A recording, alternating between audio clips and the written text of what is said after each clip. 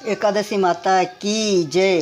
पाप मोचनी एकादशी। यूँ तो सभी एकादशियों के व्रत पापों को समाप्त करके अंत पुण्य प्रदान करते हैं, परंतु चैत्र मास के कृष्ण पक्ष की इस एकादशी का व्रत जो जन्म जन्मांतरों के पापों को नष्ट कर देता है, सभी प्रकार की समृद्धि, सुख और अंत में मोक्ष प्रदायक इस एकादशी को भगवान विष्णु की पूजा आराधना करने का शास्त्रीय विधान है।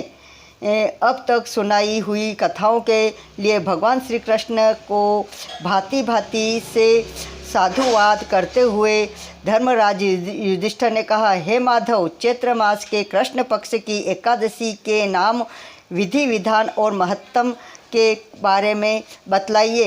यह भी बतलाइए कि इस दिन किस देवता की और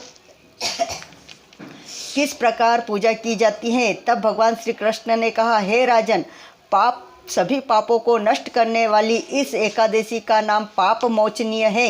इस दिन भगवान विष्णु की पूजा करने का शास्त्रीय विधान है। आपने जो प्रश्न मुझसे पूछा है, वह प्रश्न एक दिन महाराजा माधता ने लोमेश ऋषि से पूछा था। तब लोमेश ऋषि ने उन्हें जो कथा सुनाई थी वही मैं तुमको सुनाता हूँ। ध्यानपूर्वक सुनो।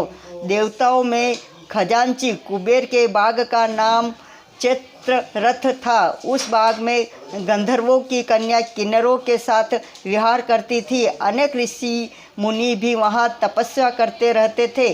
स्वयं देवराज इंद्र भी चैत्र और वैशाख मास में देवताओं सहित वहाँ आकर क्रीड़ा किया करते थे। वहीं अपने आश्रम में मेधावी नाम के एक ऋषि भी तपस्या करते थे।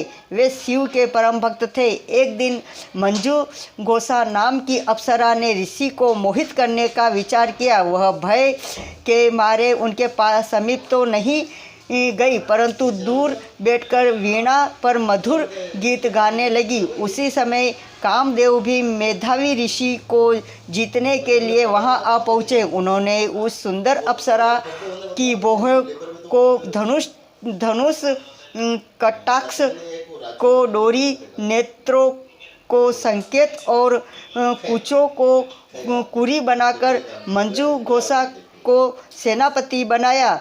मेधावी ऋषि भी युवा एवं हष्टपुष्ट थे और साथ ही यज्ञोपवीत तथा दंड धारण किए हुए ब्रह्म तेज से युक्त भी।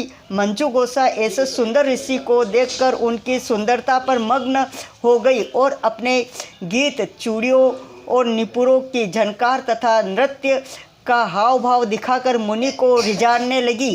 कुछ समय तक यही क्रीड़ा चलता रहा और अंत में कामदेव ने ऋषि को पराजित कर दिया।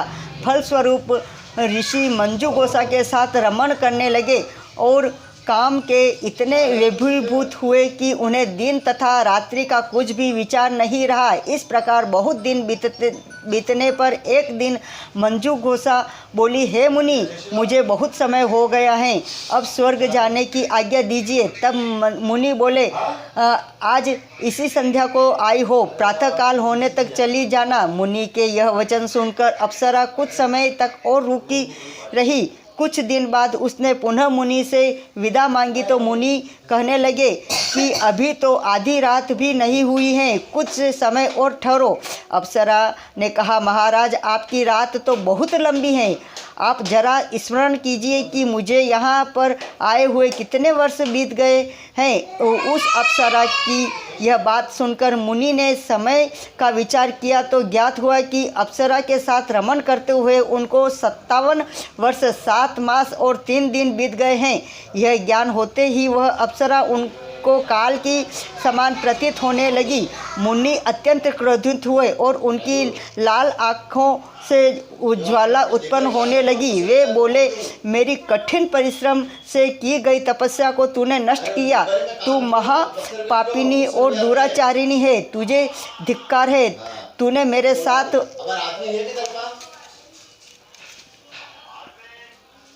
घात किया है, इसलिए मैं तुझे श्राप देता हूँ कि तू पिशाचन हो जाए। मुनि के श्राप से मंजू गोसा उसी समय पिशाचिनी हो गई। वह भयभीत होकर मुनि से प्रार्थना करने लगी, हे महाराज, इस श्राप का किस प्रकार से निवारण किया जाए। अप्सरा ने दीन वचन सुनकर मुनि बोले, अरे दुष्ट, यद्यपि तूने मेरा बहुत अनिष्ट किया है, परंतु फिर भी मैं तुझे श्राप से मुक्त होने का उपाय बतलाता हूँ। चैत्र मास के कृष्ण पक्ष की एकादशी का नाम पाप मोचनीय है और वह सब प्रकार के पापों को नाश करने वाली है। उसका व्रत के पिशाच योनि से तेरी मुक्ति होगी। ऐसा कहकर माधव ऋषि अपने पिता च्यवन ऋषि के आश्रम में चल पड़े। मेधावी को देखकर च्यवन ऋषि कहने लगे, अरे पुत्र, तूने ऐसा क्या अनर्थ किया जिससे तेरा सारा पुण्य क्षीण हो गया। तब मेधावी ने कहा, हे पिताजी, मैंने एक अप्सरा के साथ रमन करके घोर पाप किया है।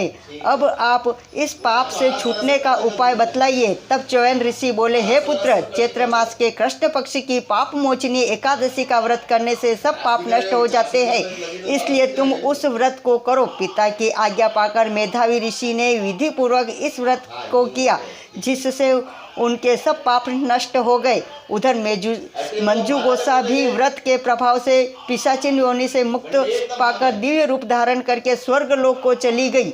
लोमेश ऋषि बोले, हे राजन, पाप मोचनीय एकादशी के व्रत को करने से सब पाप नष्ट हो जाते हैं। इस कथा को सुनने तथा पढ़ने से 1000 गोदान का फल मिलता है और इस व्रत को करने से ब्रह्म हत्या, गर्भपात, सुरापात, गुरु पत्नी से प्रसंग आदि जैसे पाप भी नष्ट हो जाते हैं और अंत में स्वर्ग की पाप प्राप्ति होती है। श्री पाप मोचनी एकादशी महारानी माता की जय।